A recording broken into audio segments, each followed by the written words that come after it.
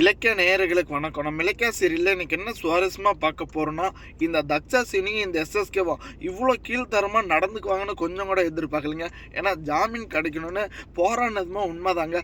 ஆனால் நம்ம இலக்கியாவுக்கு வாதாட வந்து இந்த ஒரு லாயரை கடத்தி வச்சு அவங்க குடும்பத்தில் இருக்கிறவங்க எல்லாருமே கொன்னுடுன்னு சொல்லி தாங்க இப்படி ஒரு காரியத்தை முடித்தாங்க. ஆனால் பல நாள் திருடன் கண்டிப்பாக ஒரு நாள் வெளிவருவாங்க. ஒரு பக்கம் இந்த கார்த்திகோட மரமண்டைக்கு கொஞ்சம் கூட புரியல. நம்ம பைரவி சொன்ன மாதிரி எல்லாமே நடந்துட்டு இருக்குங்க. ஏன்னா எப்படியாச்சும் வந்துட்டு அந்த ஒரு 200 கோடி ரூபாய் ப்ராஜெக்டை வந்துட்டு என் பேருக்கு மாற்றணுன்னு தாங்க ஹார்ட் அட்டாக்ன்ற ஒரு இதய நோயால் இந்த எஸ்எஸ்கே ஜெயிலேருந்து தப்பிச்சு இப்படி வந்தாங்க. ஆனால் இப்போ இந்த பைரவி சொன்ன மாதிரி எல்லாமே இப்போ எஸ்எஸ்கேவோட பேருக்கு மாறப்போகுது. இப்போ நம்ம கார்த்திகை வந்துட்டு இலக்கியாவும் கௌதமும் கழுத்தை பிடிச்சி வீட்டை விட்டு வெளியே தள்ள போகிறாங்க. அதே சமயம் பார்த்தீங்களான்னு இப்போ நம்ம கௌதமுக்கு இந்த ஒரு வீட்டில் வந்துட்டு ஒரு துளி கூட சொத்து பத்தும் இல்லை. அந்த ஒரு 200 கோடி ரூபாய் ப்ராஜெக்டும் இப்போ எஸ்எஸ்கே கைக்கு போயிடுச்சுங்க. அவசரப்பட்டு என்ன ஏதுன்னு படித்து பார்க்காம அந்த ஒரு டாக்குமெண்ட்ல கையெழுத்து போட்டது தாங்க நம்ம இலக்கியாவோட முட்டாள்தனம், நம்ம கௌதமோட முட்டாள்தனம். இப்போ பார்த்தீங்களன்னா ஒரு பக்கம் இந்த எஸ்எஸ்கே அவ்வளோ அங்கீகாரமாக சொல்கிறாங்க. ஆரம்பத்திலே நான் சொன்னேன்ல என் வழியில் வராதிங்கன்னு, என் பேச்சை கேட்டிங்களா? இந்த பாம்பு கூட வந்துட்டு ஒரு சில நேரத்தில் மட்டும்தான் பாசமாக இருக்கும், மற்ற நேரத்தில் அதனுடைய விஷத்தை கக்கும். அதே மாதிரி தான் நான் உங்ககிட்ட ஆரம்பத்திலே சொன்னேன், என்னுடைய சுயரூபத்தை நோண்டாத என்னுடைய யூகத்தனத்தை, நான் வந்துட்டு ஒரு நேரம் இருக்கிற மாதிரி இருக்க மாட்டேன்னு. ஆனால் நீயும் அருமை புருஷனும் என்னை வந்துட்டு திருந்தணும், என்னை மாற்றணும்னு ரொம்ப வந்துட்டு முயற்சி பண்ணிங்க.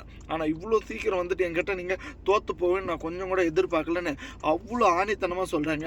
ஆனால் இப்போ இந்த அஞ்சலிக்கு வந்துட்டு பயங்கர சந்தோஷம். ஏன்னா நினச்சது எல்லாமே நடந்துட்டு இருக்கு அப்படின்னு. ஏன்னா இந்த அஞ்சலி நீ வந்துட்டு இன்னும் கொஞ்ச நாளைக்கு மட்டும்தான் இப்படி சந்தோஷம் இருக்க முடியும்.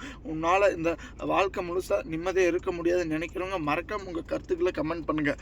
எப்படியாச்சும் வந்துட்டு திரும்ப இந்த எஸ்எஸ்கேவை இந்த ஜெயிலுக்கு அனுப்பணும் அப்படின்ற ஒரு நோக்கம் தாங்க நம்ம இலக்கியாவுக்கு.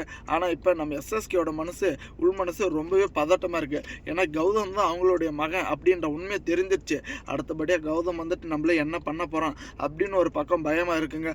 ஆனால் இந்த தக்ஷாசினிக்கு மட்டும் அந்த ஒரு உண்மை தெரிஞ்சிச்சேன்னா கண்டிப்பாக இந்த எஸ்எஸ்கேவோட நிலைமையாக மாறப்போகுதுங்க. ஏன்னா இந்த இலக்கியா வந்துட்டு சொடக்கு போட்டு சொல்கிறா, உங்களை வந்துட்டு என்னை விட்டு பிடிக்கிறதுக்கு தான் நினச்சிருக்கேன், ஒன்றும் பிரச்சனை இல்லை, இந்த ஒரு இயரிங்கள் வேணும்னா நீங்கள் ஜெயிச்சிருக்கலாம், உங்களுக்கு ஜாமீன் கிடச்சிருக்கலாம். ஆனால் நீங்கள் பண்ண தப்புக்கு அந்த கடவுள் பார்த்துட்டு இருக்காங்க, உங்களுக்கான சரியான அந்த ஒரு தன்மானத்தை கொடுப்பாங்க. இதுக்கு மேலேயும் நீங்கள் வந்துட்டு எங்களை ஏமாற்ற முடியாது, இந்த ஒரு சட்டத்தை ஏமாற்ற முடியாது. நீ வேணும்னா பணத்தை கொடுத்து இல்லை ஆட்களை வச்சு அவங்கள கடத்திருக்கலாம். ஆனால் என்றைக்கு இருந்தாலும் ஒரு உண்மை வந்துட்டு வெளியே வரும் அப்படின்னு அவ்வளோ ஆணித்தனமாக சொல்கிறாங்க.